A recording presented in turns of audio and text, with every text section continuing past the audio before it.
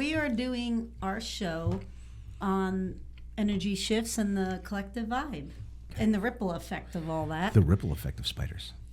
Yeah. And we're doing a little bit more on. Did we say we were going to talk a little bit further into the veils and stuff? Well, being that energy shifts kind of coincide with, the things that are going on around us and just the energy around us. And at certain times of the year and when certain things are going on, they do affect us more. So we're filming in October. This won't air probably until November, but the veil is getting super thin here, and because it is this time of year, and so we tend to tune into the energy different and whatever's going on astrologically, which is part of the cosmic end of how energy is affecting us. When you say the veil, do you mean it's like whatever separates the realms? Yes. That blanket in between us. So that barrier. Yeah. There's a lot of energy shifting right now. Mm-hmm. A lot of things going on, and time of the year. Yeah. Yep, solar flares and things like that, and a lot of people don't realize how they affect us, and how can that, because it doesn't always match up scientifically with how is it affecting us on a human level. But maybe it does. You can make it do that. I might have actually done the math on some of this. That's good. And I want to share that right? It's also lunar energy and all there other you types go. of energy There you go. that are being added into Full when you moons. hit this time of year. And usually it's towards the end of the month where it's the easiest. Yeah. You can say that. And I do feel, at least doing this work, it rolls into even going through the holidays and stuff, and I do feel that love and that connection does make it a different type of energy when you're tuning into the other realm, or connecting into somebody's loved one, or working on Like bringing the them in sun. and things like that. So now, to bring it to you now. So from the medium aspect of the veil is thin, and what thins it? Could it be as the energy shift as things go from summer into fall? Animals changing themselves, yes, trees I think it's changing. a collective of all of it. So and there I we think go. That does. I think all of the energy shifts. Yep. First of all, for people who are into the metaphysical, spiritual, paranormal, as soon as it hits, I'm going to say August 31st. Yep. As soon as September 1st hits, we're you're considered 1,000% into everything that has to do with it. Like it's before being we put even in our hit faces October. too, physically, Yeah. in the So stores, the holidays. I do feel there is and again, collective shift. People who are more into this type of work tend to be drawn to that, more like of the that. paranormal and all of that. And then I think we do. I think it's just like being around somebody who's positive, and all of a sudden you feel like you just filled your car up with gas and you have all this energy and you're all excited. But when you're around somebody who's more negative or complaining a lot, Now, how do you- literally sucks Yeah. the life out of you, so like- that you need to either sleep for 2 hours longer or you need a nap. Yeah. Not Yeah. every medium gets their info the same way or tunes into it the same way. But for me, it is, and also maybe because I am drawn to that, like we were talking about, an energy shift. It does match up, as things are going on. And when we hit where you're going more into the holidays, you have two different energies, which we've talked about in past shows. You have there's people who just, it feels like, they love it. There's all that love and that gratitude and that like magic and all that cool stuff. Yeah. And then you have the ones that are like Hate it. full of anxiousness and they don't want to deal with family and they don't want to spend all this money and all of that. So you get two opposite, Now I'm getting anxious. two opposing energies basically. Yeah. And but when you have a connection where it is based on love and gratitude, that's a whole different energy. Oh, yes. Than the other, right? There's a thing online. I forgot if it was in the 80s or the 70s or the 80s. 1 million. It's recorded. You can look it up. It's on paper. 1 million people meditated on world peace at the same exact time, and crime as a collective in the world was down a shit ton. That's the I don't have. collective I vibe. forgot the exact numbers, but it's. Is that a metric But we or can imperial do- shit ton? Um. I mean, there is a difference there. Can we just say a Kelvin ton? A Kelvin, yeah, a Kelvin. That's why they say we can make a difference. Because think about it. We're not just physical. Say you're in a household, and maybe you have 5 members in your household, and maybe you have those 1 or 2. They're always positive. They always see the light, right? They always see, no matter what the heck's going on, it doesn't matter. 3 tires fell off the car. That's okay. We still have one more. Still got a 4th. You know what I mean? Yeah. And then you got a few others who are like, no matter what you say, they will find there's got to be something to like complain about or like find that's wrong or whatever. And after a while, even the most positive person can get to a point where they're like, oh yeah, it's exhausting, and when you can stay in that high energy, keep that positive outlook aside from that other stuff going on with those other people, that's when you're like, what? You're gonna seek I out can the separate more, it. I'm not letting that define my mood or what I'm gonna do or how I feel. That's the hardest strength to attain. Absolutely, it's practice. It's just conditioning. So because people look for good people to hang out with, so they always feel good. But if you can feel good in the shitstorm, you really evolved. You're wise. Yeah. But what's scary is when somebody is in that down place. If you are happy next to them, and trust me, I know about that. They will drag you down to their They're level. going to try to find everything that's on their wavelength. Because your happy energy drives them nuts. Yes. Oh, why can't I have that? Not even, just like, I'm not happy. You can't they don't be want happy. it. They don't believe in it. Yeah. That's it. Those are just miserable people. They're like, there's always got to be something. And I don't think if more people realized how much they are affected by energy, how much it affects other areas of their life, how much it affects their health, how much it affects their wealth, how much it affects their success, how much it affects, just their mood in general. And their relationships and people right in front of you. Yeah. Well, and they don't even realize that though. They're like, how could if that person's in a bad mood, how is that affecting my finances? Simply do not care. I mean, just being in being always happy as I am, it's disgusting sometimes. But my one boss is like, he can tell a difference when I'm in the store and when we're not in the store, because the people smile more when I'm there. Yeah. And he goes, and when you're not there, and when we have our cum grudge in there, he goes, it's rough. Yeah. And he's like, I don't know how you do it. And I'm like, oh, it's a it's little meth in the orange juice to be every morning. accustomed to things like misery and low energy, but you can equally be accustomed to the positive. Absolutely. But man. But when all you know is not everybody is set up to be that light in the darkness, but you can. Yeah. Everybody can become it, I think. Yeah. But maybe that's because they haven't delved deep enough to know how much it's affecting things around them. So maybe they would be happier. Maybe they would feel better.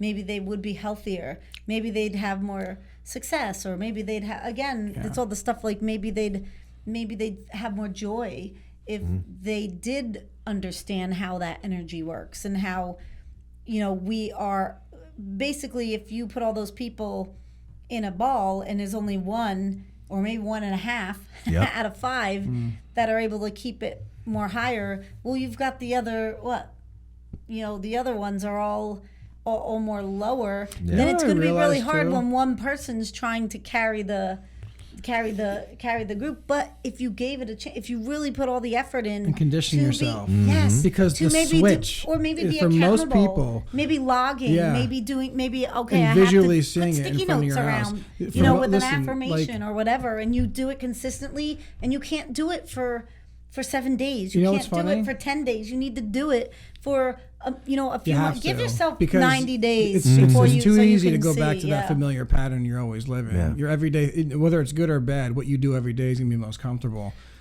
It's really hard for people. What was hard for me and still can be is the massive shift. Let's say you meditate for an hour and you're on the highest of vibration and you're feeling good and you're looking outside, you see the beauty everywhere, and then you go to a low vibration. That 180 switch, that immediate shift.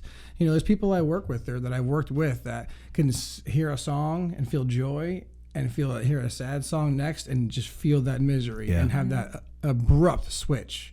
That there's no attaining. The trick with that, if you're somebody where it's an immediate, it's not a slow descent. No, it's not you being able it's to rise usually above got a punch yet. in the face. What it is it's when we we have to work a bit harder on not having like that fix, that crutch, that thing. Like, I can only feel good if I meditate. I can only feel good if I hear a happy song. Yeah, you're relying on the things around you to stabilize your mood. I have to have that drink. My coffee has to be made the same exact way every day, or I'm miserable. Yep. See, why can't we, with a relaxed energy, go through, okay, this isn't made the way I want it today. That's a bummer.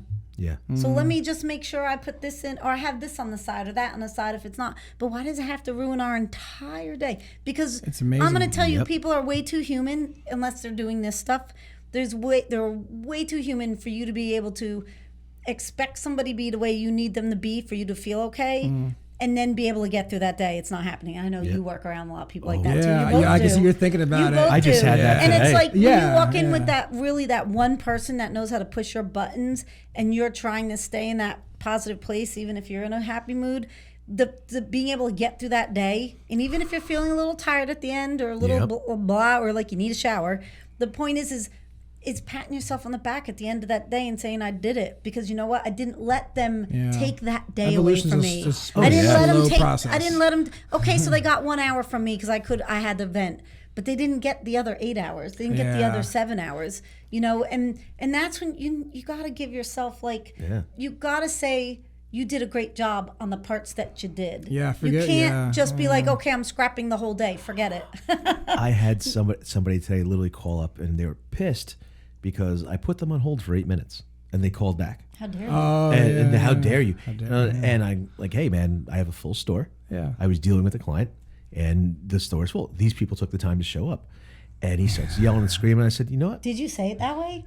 So no. It gets better. I explain. He starts yelling and screaming. I said, listen, he's like, oh, I'm like, listen, you know what? I don't have to take this. I took the phone, dropped it right back on the cradle. Beautiful. And the customers I had there started dying laughing. They're looking at me like, well, because that's not your normal personality either. Well, the problem is, though, that person needed to realize that you're a human being. He called back up, and I diffused them. I said, listen, I got a full store. I'm sorry if you're on hold, but these people are here.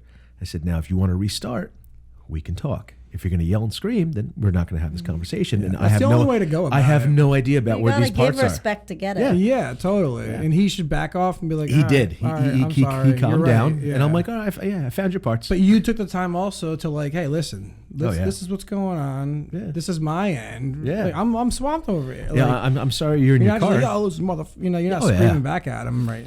This time. Well, again, though, we talk about energy shifts and to roll this whole thing into this. It's okay. My shoes are over there. That's what you smell. I got a deep boots. You got a deep boot. When we talk about the energy shift, thinning of the veil, is a whole energy shift of summer into fall. Mm-hmm. And again, people, they're used to that summer energy. And now it's colder, it's darker. Do you think the sun or light extremely generally? Because at night the sun messes with your circadian rhythm. Just the fact again that you are used to a certain amount of light, you're used to a certain amount of warmth, and now it's not there. Body. Mm-hmm. Your body has to adjust. Again, it's like jumping into a cold bath. Yeah. You get that shock. You are having a metaphysical energy shock of the fact that, well, this isn't there. And like Jackie said, I need my cup of coffee. My cup of coffee isn't the exact way. Yeah. My daily energy is not what it was yesterday. I thought I had my lucky So something is different. Yeah. Oh my God, what's going on? And you need to say, yes, that's the attachment to the routine. But why? Why can't we? Why does that? So if we stop for a minute to look more into ourselves and say, why am I so fragile right now that is bothering me so much? I think if you're going by shifts in energy, when people are on a high and doing really great and things are going great in their life, I do think they do feel more relaxed. They do feel like everything's great, and they have a more maybe they do have a more positive energy or outlook or whatever. And then when something gets thrown in there that shoots that off, and maybe all of a sudden everything isn't exactly the way it was, or maybe things start to change and things start to get, whether it's more difficult or more uncertain, and then that shifts the human side of, like we were talking earlier about fear, anxiety, things like the what ifs, all of that. And then we can't stay in that high vibe kind of spirit, we tend to go down into the little bit of the lower energy because we this is where I think we lose the faith in ourselves or situations and things, and we can have faith and trust when everything's great, but how do you dig deep to keep that when everything isn't? Yeah, I have an idea. I'm covering all my holes so it doesn't leave. This is what Mark does when he has to learn how to have patience with people. No, I'm trying to forget the thought. He doesn't want to lose his thought. Yeah, I'm covering every hole I have. Oh my God! How many times did you get put in a corner in school, or put out of the room, or been told to put your hand down? There was a soft room with corners. Yeah, I was gonna say they had a straitjacket in the Amazon cart. Wait, so that's all they show me is like people who are negative are going to attract more negative things. Yeah. Yes. So, but even that's what they say. Misery loves company. Misery attracts company. But for some people, this is the exciting fun time of the year, and that's why they like to have parties and things like that. And I think they're playing. I know we're in that now, but when you guys are listening to it, is going to be more going towards Thanksgiving and into the turkey again, that more. Where we're supposed to be, have a more thankful thankful vibration. But, if you want gratitude, if you're finding you're somebody who is affected by energy a lot, and you want to tune more into like what's going on, you might be somebody who should be more interested in seeing what's going on also cosmically and astrologically at the same time, because you might be somebody who's very sensitive to the lunar energy. Or even other energy, depending on what your sign is, if you're somebody who follows things with your astrological sign, but also being aware of who, we say the 5 people you associate with the most. If you look at each of those people and you say, which ones are positive, which ones, are negative, which ones are a lot, like you're not supposed to be every single day having to battle energy. That is not. That's not a happy existence. Like battling that they get anxiety when they're not in that state. Well, yeah, because it's when you try to give them a nice, fun day out, they're like they can't handle it. They can't handle bliss. They're they can't handle happiness. I work with somebody. They can't handle a compliment. People who are on very high vibrations. I know people that will have an amazing day. They're on a high vibration and they'll terminate it just saying to themselves, "Oh, I wish I could always feel like this." You know what I mean? It's amazing because I've done that before. You have a really good positive outlook on something. Oh, yeah. And you feel really good. Everything's making you happy. Nothing can bother your mood. But then the thing inside your head is always kind of going like, it's not how can I screw this up? It's not going to last. Yeah. You can do a fender bender. You can be late for work. Something. Yeah. There you go. I hate that. I mean, total tangent, but like when you're going, what part of that is me? This part wants this. This part says that. Well, I always get a kick out of like you leave the house, someone says, "Oh, don't get into an accident." Yeah, that's a choice. Yeah, that's a choice. Also, why would somebody who's obviously not everybody's positive, but why would somebody want to toss that out there to somebody? Because they are. You can't say, "Hey, have a great ride." Have a great ride home. Yeah, that's what we just said to Dana. Have a great ride home. I don't. Perfect. We become what we hang around sometimes. Oh my God, and no. And that's when we crave. When we know our soul is craving something different, that's when we'll be like, "Oh my God, I need to go talk to this person, or I need to go hang out here." Is it because we're absorbing their energy? Yeah, yes. because it's saying in our we soul, are feeling their energy because we feel their pain. If it was just my energy and I didn't take on anybody else's, if something happened to me, I'd be like, "Oh, that's a shame." Yeah. But because like I'm absorbing that guy's energy and his energy is saying this is far out, he's screaming, throwing, it's also you're a sponge. We're a metaphysical sponge. We have to be better at detoxing. Yes. Yeah. So how to deal with it, how to grab it, how to throw it away. Next episode. Detoxing and cleansing ourselves. Yeah. Detoxing the bad and then juju. doing it on a regular basis. But how to identify it, how to grab it, how to visualize well, if you're in work, it. go outside, take 3 deep breaths. Unless you're the guy to go, get some air, 1, drink 2, 3, some okay. water. Take 3 deep breaths before I punch you in the face. I still feel it. Yeah. So you could look at somebody and say, I'm sorry, you're having a difficult day. I hope it gets better. And then go do your thing. I mean, I literally looked at Mike Grubjan and said, "Listen, dude, if you want to talk, we can go outside. You can vent to me, no judgment or anything like that." But the problem is he just complains about everything. It's not venting, because venting you're releasing. That's just different. Nothing's making him happy. Complaining is a lot different. Complaining is bringing you down to me. Yeah. Well, we were talking about just the shift in general, like how energy shifts affect us. And one thing we didn't get to cover yet is how are those things affecting us on a physical and emotional, aside from the fact that we already know it makes people upset and depressed and gives them anxiety. But on a physical, I don't think people know on a physical level, it can cause issues, physical issues in your body. Oh, God, illnesses, disease. The more negative, the more unhappy, the more like, I'm going to say restless or you just don't feel, nothing, you just complain a lot, or maybe life just stinks for you and you're like kind of dwelling on it. The more you're going to see those effects in your body, you'll be somebody that has a lot going on, a lot of physical things in all areas of your body, and a lot of the main areas that are affected will be your gastrointestinal system. For some people, it will be their back, but like I said, stomach and all of that. And anything in that solar plexus or, and some people, migraines, headaches. Just your like cortisol there's certain levels jump specific up. areas, and you got to be careful because things like that. And if you're like that sitting kind of in person those stressful, negative things like can breed all the time, a lot of disease, a lot of cancer, things like that. It knocks down your immune system at a minimum. And when you're in those energies all the time, you look for relief, and that relief could be excess coffee drinking, cigarette smoking, and eating, overeating. Or just going to the doctor. Hookers and blow, baby. That feeling you're getting is lots of pills to fix something, and then that's just going to be more chemicals in your body. You're just adding even more it's a on top of the energy. But the medicine is treating the symptoms, not the condition. Why is that condition there? Somebody told me once, they were an alcoholic. They said that I didn't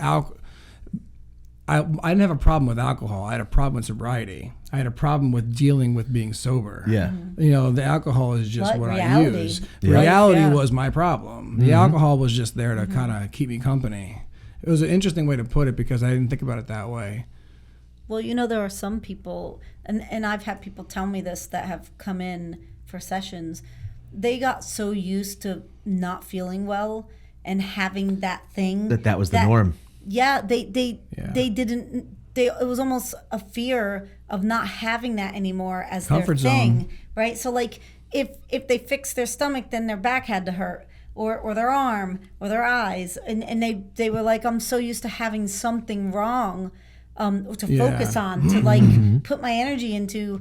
I don't know what it would be like to not, and I I always say, but wouldn't it be amazing to wake up and feel great? How do you know it's not going to work if you don't give yourself a chance to recondition your mind and change the stress hormones and things that are going through your body, changing your cell makeup? You can't feel better. Yeah. Try to identify that. Like, I was just thinking about it before. Like, she's sitting there. She's depressed. She's thinking about all the things in her life that are bad. And then there's one little part that goes, imagine if I can feel good all the time. If you can find that, tap into that part of you, think about it, meditate on it. It's coming from somewhere, which means it's not too late. You don't have to feel that way. You don't have to be comfortable with your uncomfortability. You don't have to be happy all the time. No. But if you generally are on a higher wavelength, a higher vibration, I don't think you have a choice but to be happy all the time. But even like, I'm happy a lot, but even when negative stuff, like, you need to have an opposite to enjoy the happiness. You need to know sadness to enjoy the happiness. To balance it, And that's the thing. That's even the yin and the yang. Yeah, even a little bit. And like, it's okay to feel sad. And there's okay lessons. To feel there's wisdom in that. You don't want to feel. You definitely want to anger. honor your feelings. It's okay to cry. It's okay to be mad. You just don't want to be mad for a month. Yeah. But I have a question. I have a question. Well, you can be mad, but you have to let it go. Like we talked about, when somebody is sad, they're sad. They let it go. But when they are miserable, they don't let it go. It's like venting and complaining. Because they're sitting in the fact that it's even happening. Yeah. So I have a question, because this was part of this topic. The person that comes in the bad mood and knows he's making everybody upset. They don't care. And that's my question. When they're told by you guys that, how does that person feel bad they're doing it? Do they try to stop? They don't care. Their attitude is F it.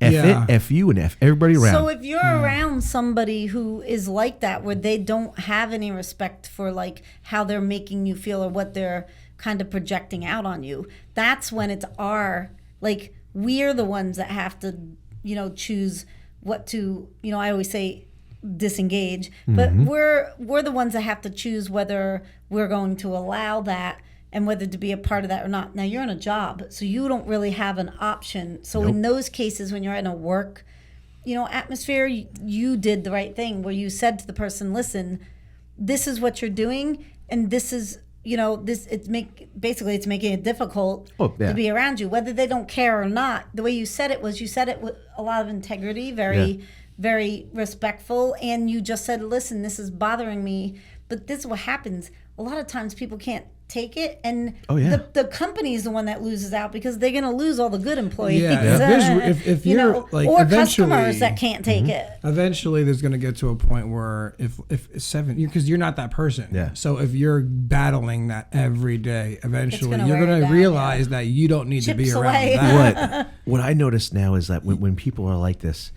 and they can't accept a compliment because they perceive the entire world is against them. Mm-hmm. Everything is against them. So that is their, remember the last episode we talked about your universal plane of existence? That is their plane of existence. Yeah. Mm-hmm. That is their dimension. Yeah. They don't comprehend the fact that somebody actually cares about them because they don't.